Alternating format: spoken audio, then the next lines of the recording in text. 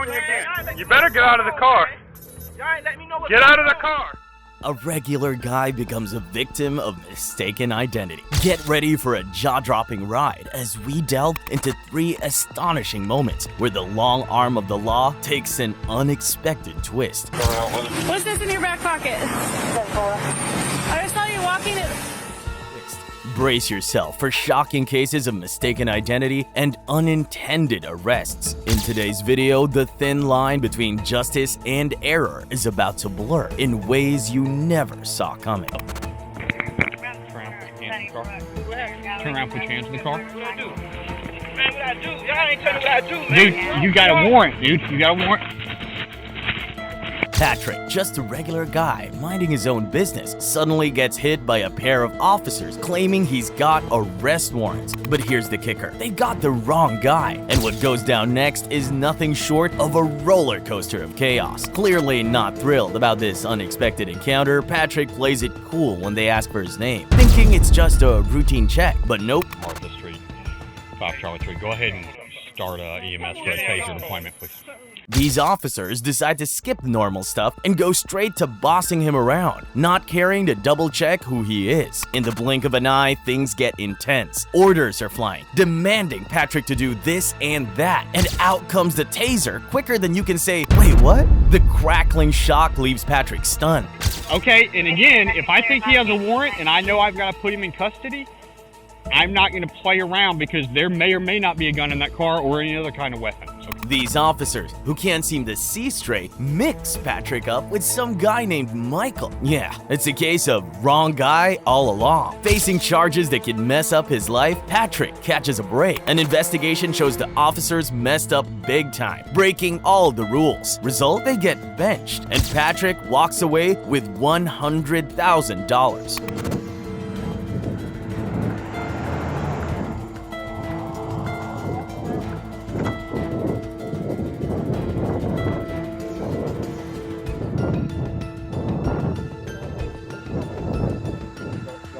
In the quiet streets of Valdosta, an incident unfolded in February 2020 that would shake the foundations of trust between the community and its local law enforcement. The Valdosta Police Department, armed with the authority vested in them, approached a man under the belief that he bore the weight of an outstanding warrant. What ensued was a chain of events that would expose the fragility of the system and leave one man grappling with the aftermath.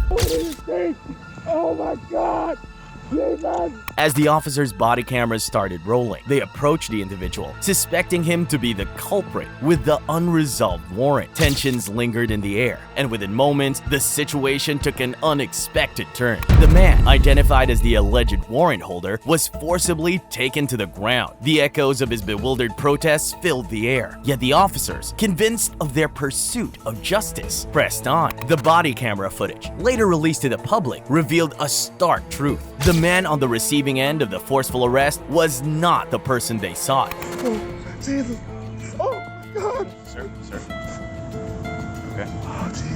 Mistaken identity cast its shadow over the encounter, and the consequences of the misidentification were severe. The man, now wrongly implicated, writhed in pain on the ground, nursing a suspected broken wrist, a casualty of the system's failure to distinguish between guilt and innocence. The subsequent investigation revealed a series of errors and misjudgments. The victim, far removed from the alleged warrant, had become collateral damage in a flawed identification process. The officers' struggle to comprehend the mix-up was audible in their conversations, highlighting a critical failure in their procedures. Amid the chaos, the man, whose only crime was being in the wrong place at the wrong time, decided to take a stand. Fueled by a desire for justice, he filed a lawsuit against the Valdosta Police Department, challenging the system that had failed him. The legal battle became a beacon for accountability, a testament to the resilience of an individual wronged by the very guardians entrusted with upholding the law. As the court proceedings unfolded, questions loomed large over the Valdosta Police Department. How could an innocent man be subjected to such force due to a mistaken identity? The community demanded answers, not just for the victim, but as a call for a systemic change to prevent such incidents from recurring.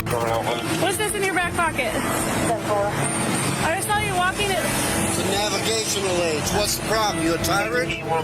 On the fateful evening of October 31, 2022, James Hodges, a resident of Lake City grappling with visual impairment, found himself ensnared in an ordeal that would lay bare the systemic flaws within the Columbia County Sheriff's Department. James, legally blind and in the process of navigating his way home from jury duty, became the unwitting protagonist of an unjust encounter with Officer James Goda and Sergeant Randall Harrison. As James walked through the familiar streets, his white cane securely folded in his back pocket, a conscious decision to avoid unwanted attention, Officer Goda and Sergeant Harrison of the CCSO approached him under the misguided belief that he carried a concealed firearm. What transpired next was a sequence of events captured by the body cameras worn by the officers, revealing a disturbing narrative of harassment, unwarranted detention, and an illegal search. Officer Goda, fixated on the mistaken notion that James harbored a weapon, initiated the encounter by demanding James's compliance. Tensions escalated.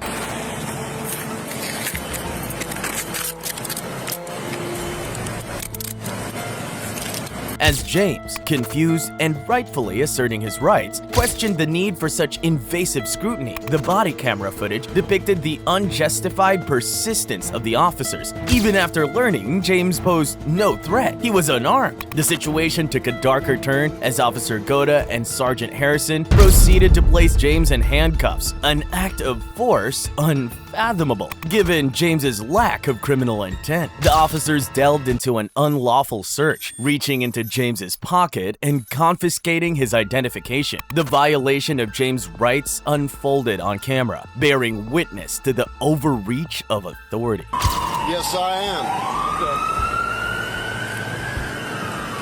In a moment of profound injustice, Sergeant Harrison, apparently frustrated by James's assertion of his rights, callously declared, put him in jail for resisting. The abuse of power and the malicious intent were laid bare, leaving James at the mercy of a system that had failed him. This incident, however, was not an isolated case. The shadows of past transgression loomed over Officer Goda, who had a history of excessive force in the 2020 arrest of another Lake City resident, Martinez Bowman. Both instances underscored a pervasive lack of training and supervision within the CCSO. Seeking justice, James Hodges, undeterred by his ordeal, has enlisted the legal expertise of attorney John Phillips. A notice of intent to sue is in the works, accompanied by a plea for a federal investigation into the practices of the Columbia County Sheriff's Office. As the legal battle unfolds, James's story becomes a testament to the urgent need for accountability, transparency, and a systemic overhaul within law enforcement agencies to ensure such incidents are prevented in the future. Okay, so we've come to the end of this video. Stay tuned for more thrilling updates.